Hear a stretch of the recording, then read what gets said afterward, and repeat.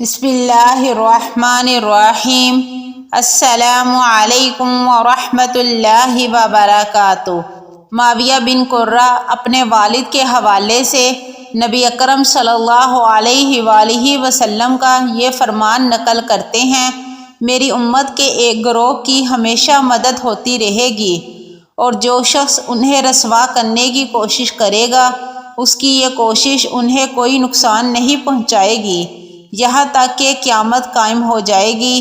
صحیح ابن حبان حدیث نمبر 61۔ حضرت عبداللہ بن مسعود رضی اللہ عنہ روایت کرتے ہیں، نبی اکرم صلی اللہ علیہ وآلہ وسلم نے ارشاد فرمایا، اللہ تعالیٰ اس شخص کو خوش رکھے جو ہم سے کوئی بات سنے اور پھر اسی طرح آگے پہنچا دے جس طرح اسے سنا تھا، کیونکہ بعض اوقات براہ راست سننے والے کے مقابلے میں وہ شخص اس کو زیادہ بہتر محسوس کرتا ہے جس تک وہ بات پہنچائی گئی ہے۔ صحیح ابن حبان حدیث نمبر 66۔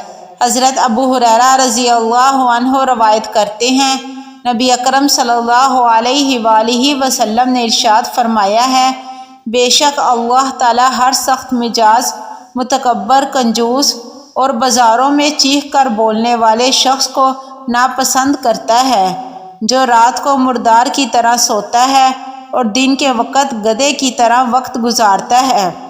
وہ دنیاوی امور کے بارے میں واقفیت رکھتا ہے لیکن آخرت کے بارے میں جاہل ہوتا ہے۔ صحیح ابن حبان حدیث نمبر 72۔